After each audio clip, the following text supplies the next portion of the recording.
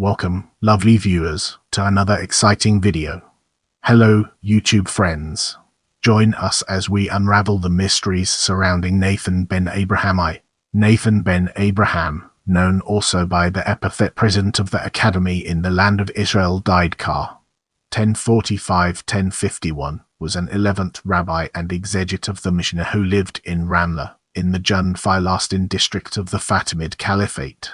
He was the author of the first known commentary covering the entire Mishnah.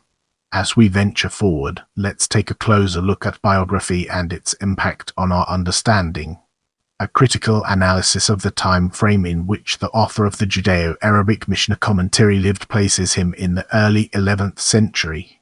Asaph suggests that he was Rabbi Nathan II, the son of Rabbi Abraham, who was called the Pious, a contemporary of Rabbi Epithet, who served in the Jonate of the land of Israel in 1095 CE. This view has been rejected by more recent scholars, such as Gill 1983, Friedman 1990, Danzig 1998, Amar 2011 and Fox 1994, who put him 2 generations earlier. In around 1011, Nathan traveled to Kairouan to attend to his family inheritance, and while there he studied under the illustrious Rabbi Hashil ben Elhanan, one of the greatest Jewish scholars of the time. During this time he would travel to Fustat Old Cairo, in Egypt, where he had certain business engagements, and where it was that he'd meet his future wife, the daughter of Mevorak ben Eli, a wealthy citizen of Fustat.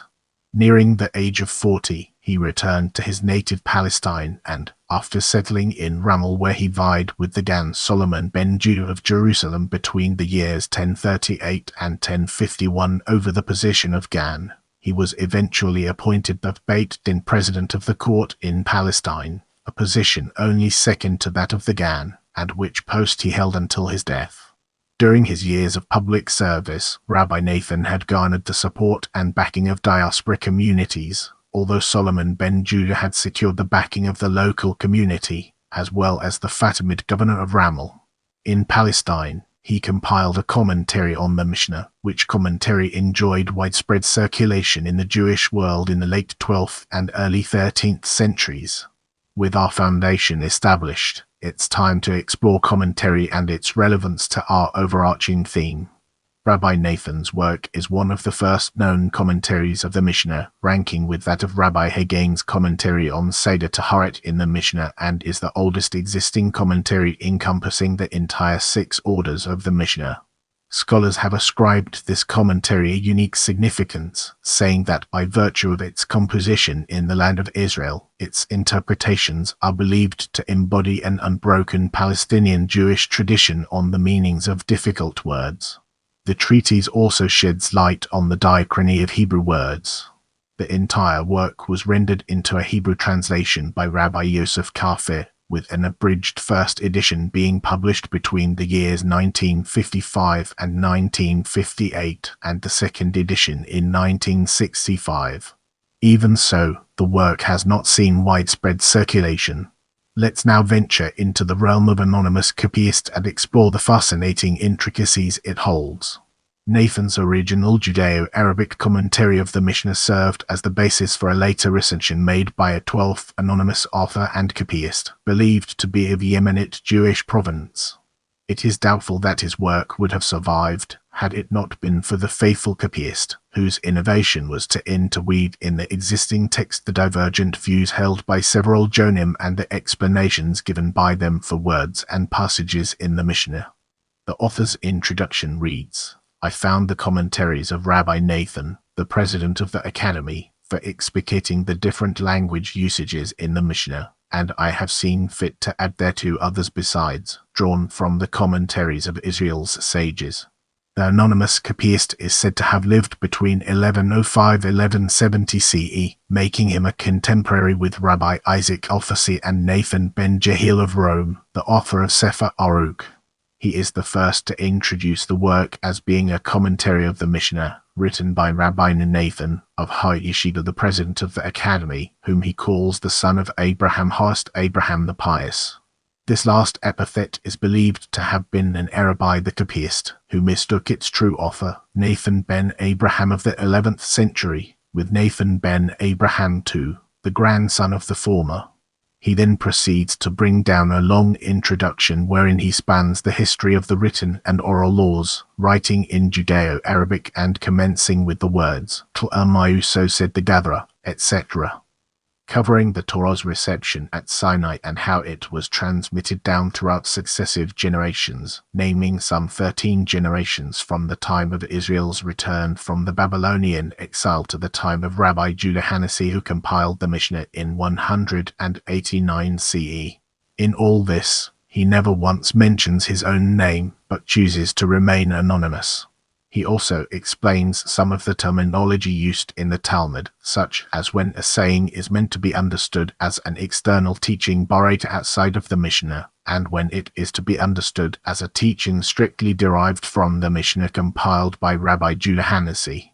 He then mentions the redaction of the Babylonian Talmud under Rab Ashi as occurring in the year 841 of Seleucid era, corresponding with 530 CE, and names the great exegetes that followed this period, namely, the author of Halakot Etuat and Halakot Pesuat, Rabbi Yehuda, the author of Halakot Gidlet, Rabbi Shimon Kiora, the author of the Barometer, term applied to the book Sheltet of Rabbi Aa, the Gan of Sheba, Rabbi Hagan, Rabbi Isaac ibn Dayat of Lucina, Rabbi Nissim, the author of Sefer HaMafti, Rabbi Samuel ben Ophni, Rabbi Hananel, and Rabbi Isaac Alfasi.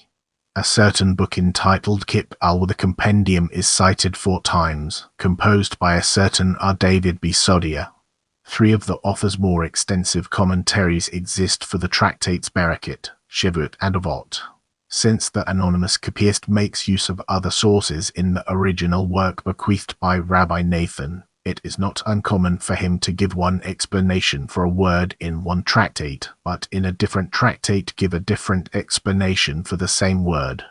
The anonymous copyist deviated from the set order of the Mishnah, bringing down the order as follows: Seder Zuzim Berekit, Seder Most Eruvin, Pesachim, Shekalim, Hiprim, Sukkah, Betzah, Rosh Hashanah, Ta'anith, Megillah, Hagigah, Most Katan, and so on. Occasionally, the explanation given for a certain word or phrase found in one Mishnaic verse is explained by the author in one of the subsequent verses, such as the teaching about the dried figs and fig cakes of Mishnah Teruma being explained in Mishnah Teruma chapter 3. An early reference to Nathan ben Abraham's Mishnah commentary is brought down by Rabbi Moses ben Noman, who cites the commentary in his own Talmudic commentary, saying, "Likewise, I found written in the glosses of old copies of the Mishnah composed in the land of Israel where they explained the meaning of sipuk as having the connotation of ad in the Arabic tongue, he that grafts a tree upon a tree." The reference here is to Nathan's commentary in Tractate Orla. The spotlight now falls on vocabulary as we delve deeper into its details. Rabbi Nathan's method of elucidating Hebrew words is mostly similar to that of Maimonides' Mishnah commentary, the two often complementing each other, but differing in several key areas. A comparative study gives readers a glimpse into words that carried different connotations in that period, with occasional words whose identification can have a significant halachic bearing, depending on how they are explained. There are above 100 entries of plants mentioned in the Mishnah that have been identified by Rabbi Nathan. In some entries, 2 different explanations are given for one word, the one perhaps under the authority of another rabbinic sage. Comparative study of Mishnaic words. Occasionally, Nathan ben Abraham relates to the practical usages of plants in the land of Israel and in the region of Syria, writing, for example, that either Julius tree florets Cercis siliquostrum Judeo-Arabic or violets Viola odorata Judeo-Arabic were placed in flagons of wine to impart their flavor, while rose florets Rosa were used to impart flavor to olive oil and to sesame seeds. Brace yourself for a deep dive into modern Hebrew usages as we explore its impact and relevance in our evolving narrative. In modern Hebrew nomenclature, some of the plant identifications have changed since medieval times. For example, the modern Hebrew word for cucumber is melophen, a word formerly used for melon. The word kish, formerly cucumbers, is now applied to zucchini, squash, cucurbita, pipuva. Cylindrica, a plant native to the New World. In modern colloquial Hebrew, the word exegete, formerly lettuce, is now used to denote horseradish Amoracia rusticana. Kark, formerly used in Hebrew to denote only saffron, is now used also for turmeric. Formerly arum palestinum is now used in modern colloquial Hebrew to denote the broadleaf wild licalium and peliprosum. Modern botanists in Israel now call clover trifolium by the name tilton, which word formerly meant fenric trigonalophonum grochum. Modern Hebrew now calls cork quercus suba by the name shazam, although in Rabbi Nathan's day it had the meaning of bamboo. Aphonodeur of aphonin is now used in modern Hebrew as a generic word for all kinds of garden peas, when formerly it was used strictly for chickpeas Cicer aritinum. Cauliflower is now called croft in modern Hebrew, but which formerly was known as theta.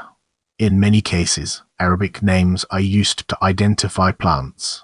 Most Hebrew speakers will call the frothy relish made from fenugreek by its Arabic name, ilba. So, too, the biblical hyssop, ezo, is now popularly called by its Arabic name, zota. The Arabic word sabin, which is now used for soap borit, is related to the Aramaic word yapana equals soap. In other cases, Eliezer ben Yehuda invented new words, such as watzelm eggplants, aubergines, to take the place of Hebrew words long forgotten, but what Nathan ben Abraham understood as being called graz. Without further ado, let's move on to the topic of difficult words. Some reference of Hebrew words have become so entrenched in rabbinic disputes that it is now difficult to ascertain what their original meanings may have been, such as the adjective kama Hebrew, in Mishnah Halat, op. Thet. And Eruvin 8:10. Rabbi Nathan O'Hallet explains the word as meaning plastered, such as with gypsum, and which repels water, but Maimonides explained the same word as meaning dome-shaped. For one, the mouth of an earthenware oven which projected outside the house would be protected from the elements by virtue of its dome-like structure, while, for the other, because of its plastering. Ahagan explained it differently, saying that camel was an opening built at its base near to the ground so that the influx of air will cause the fire to burn well, in the case of the oven, or allow for a drainage pipe to air out. In the upcoming section, we'll be dissecting modern discovery and exploring its intricate connections to our topic. The manuscript was retrieved in Ca. 1927 by Rabbi Ihya al-Kafi from the place used by the Jewish community in Sanaa to bury old and worn-out sacred literature Geniza within the Jewish cemetery itself on the outskirts of the city. 3 copies were made of the original manuscript before it was sold to certain Shlomo Halevi Busani, later of Tel Aviv, who, in turn, sold the manuscript to the Schechter Library in New York. Today, the original manuscript is housed at the Jewish Theological Seminary of America, under J.T. Esrub. One of the 3 remaining copies, copied in 1930 by Kafi's grandson, was acquired by the Hebrew University Library, from which a comprehensive study was made of the text by Professor Simha Asaf, who published his findings in the periodical Kiryot Sefer in 1933. The British Museum possesses a partial copy of Nathan ben Abraham's Judeo-Arabic commentary of the Mishnah with only the Mishnaic orders of Israelism, Most and Nezek. Among the manuscripts and incunabula collected by David Solomon Sassoon is a 2-page Judeo-Arabic copy of the introduction taken from Rabbi Nathan's commentary, believed to have been singled out because of its more profound nature. Rabbi Yosef Kafi has provided a Hebrew translation of the introduction in the Mishnah published by El HaMikrat. Moving forward, we'll be taking a closer look at publications. The earliest modern-day printing of Rabbi Nathan's work came in 1955, when the El Mikrat publishers of Jerusalem printed the Hebrew translation of Rabbi Nathan's commentary, yet only as a supplement to other commentaries. In 1958, the same publishers published a single edition, edited by Mordecai Yehuda Leib Sachs. A 3rd edition was published by them in 1965. The Harry Fischel Institute in Jerusalem published the Mishnaic Order of Israelism. In 1973, Meorot Publishers of Jerusalem published an edition of the commentary, although it too was not an exclusive edition, but incorporated other commentaries. If you want to see more videos like this, make sure to subscribe and turn on notifications.